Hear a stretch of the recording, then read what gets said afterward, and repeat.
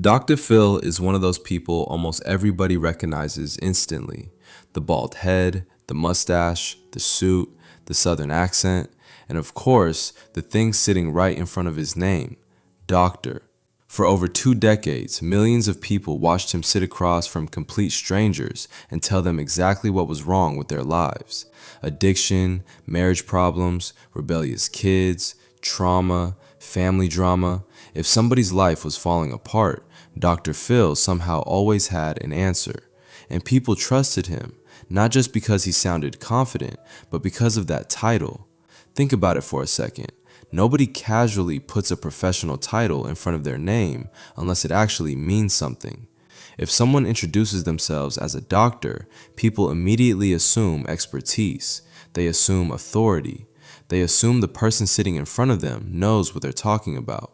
Because when most people hear the word doctor, they aren't thinking about degrees hanging on walls. They're thinking hospitals. They're thinking medical professionals.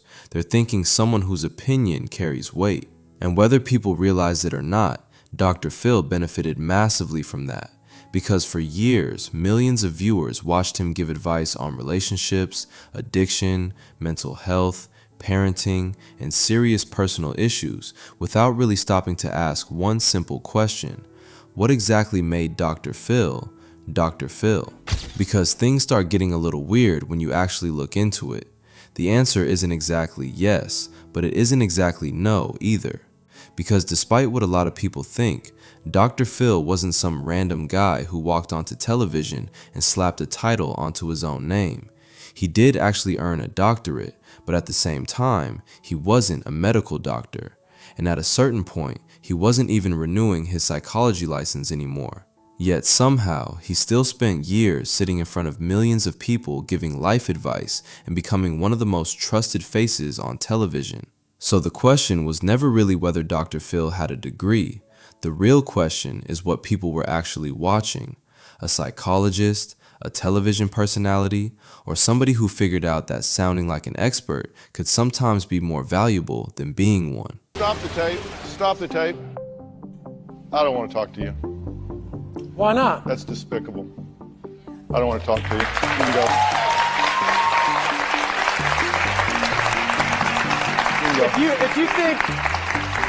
If you think I exploit people, every time you bring a guest on this show, you exploit them and spread whatever problems they have to the whole world. You think that's helping them? Yeah, keep telling yourself that. You can go.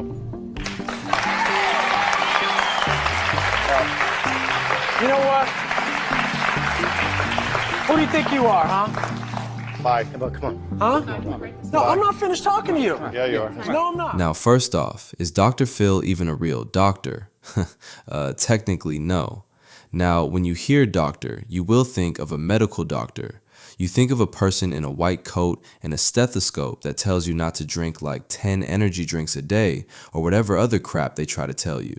But to be a doctor, you simply need to acquire a doctorate, which can be in many different fields.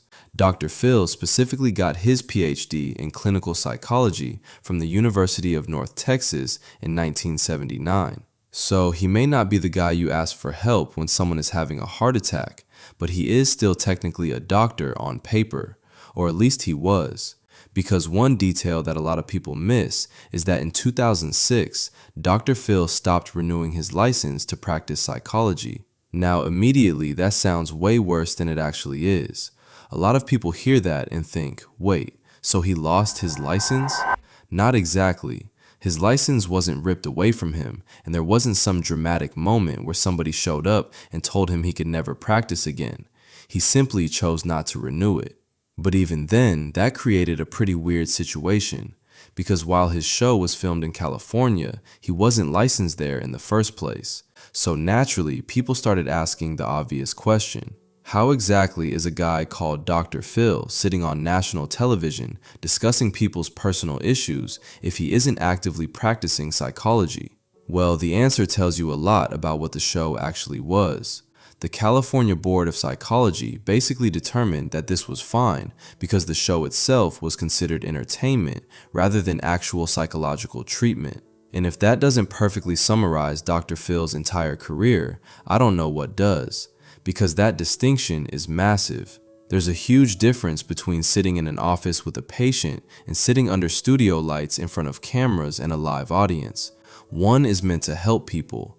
The other is meant to keep people watching after the commercial break. Now, to be fair, before television and all the fame, Dr. Phil actually did spend time working as a psychologist. After getting his doctorate, he joined his father's private psychology practice and started working with patients. On paper, this should have been exactly what he spent years preparing for. Except there was one problem. He hated it. I didn't have the patience for it. People will want to sit there and talk to you for 6 months, and a lot of times I could figure in the first hour that they just wanted to rent a friend. I'd be sitting there and saying, here's your problem, you're a jerk. And honestly, whether you agree with him or not, that quote tells you almost everything you need to know about Dr. Phil. So instead of staying in traditional psychology, Dr. Phil started moving towards something else entirely: business. And weirdly enough, that decision would end up changing his life forever. Soon after, Dr. Phil and his father partnered with Thelma Box, who was running business and self-help seminars. On the surface, this probably looked like a pretty ordinary career move, but looking back, this may have been one of the biggest turning points in his entire life. Because psychology and television actually have something in common.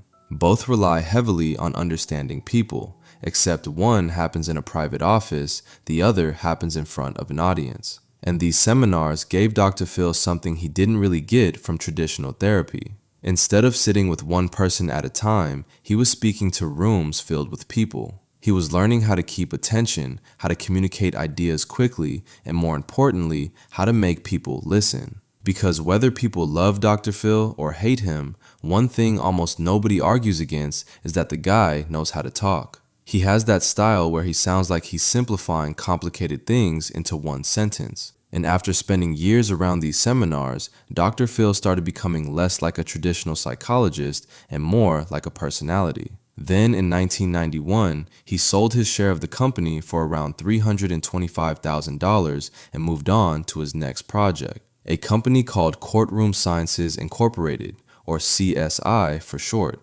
Now, before your brain starts picturing detectives in sunglasses taking off their shades every 5 minutes, this wasn't that CSI. This company worked as a legal consulting firm.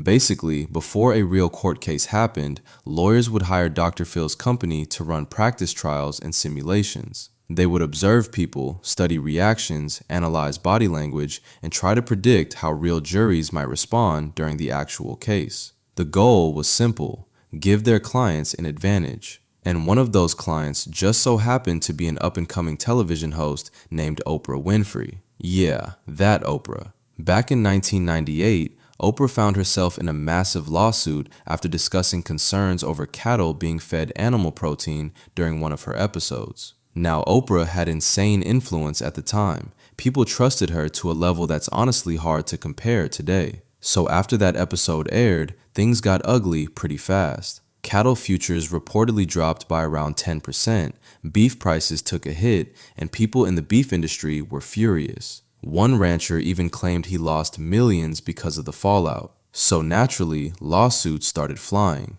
and Dr. Phil's company stepped in to help Oprah navigate the case. What happened next would completely change his life. Against all odds, Oprah ended up winning the case. And for Dr. Phil, this wasn't just another client walking out the door, because Oprah was blown away by him. Not necessarily because he was some groundbreaking psychologist, but because of how he communicated. He had this very blunt, no-nonsense style that felt different from what people were used to seeing. Instead of sounding clinical or overly professional, he talked like somebody giving you tough advice at the kitchen table. And Oprah saw something in that. At the time, her own credibility was being questioned after the lawsuit, so bringing in people who looked like legitimate experts was valuable. She wanted voices that audiences would trust, and Dr. Phil fit perfectly. So she invited him onto her show. Then she invited him back, and then back again. Eventually, he became a regular Tuesday guest where he talked about relationships, life strategies, family issues, and personal problems. And every appearance did exactly what it was supposed to do.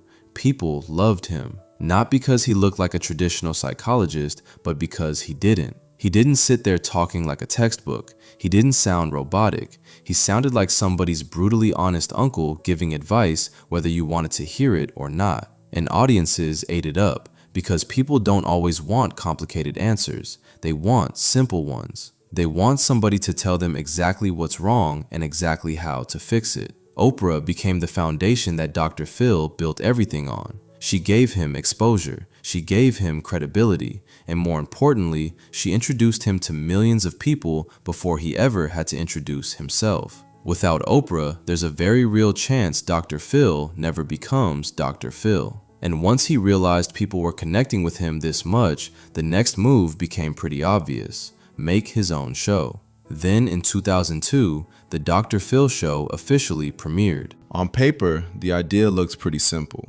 Bring people on with real-life problems, put them in front of a live audience, let them tell their stories, and then have Dr. Phil give them direct, unfiltered advice. Seems harmless enough, except there was one problem. This wasn't really how psychology worked, and people in that field started noticing it almost immediately. Eventually, people started realizing something felt off. Maybe Dr. Phil really wanted to help people. Maybe television slowly changed the mission. Or maybe the cameras were always the priority. Either way, by the end of it all, one thing was undeniable. Dr. Phil walked away with hundreds of millions of dollars, and everybody else was left arguing over whether they had just spent 20 years watching a psychologist or a TV character.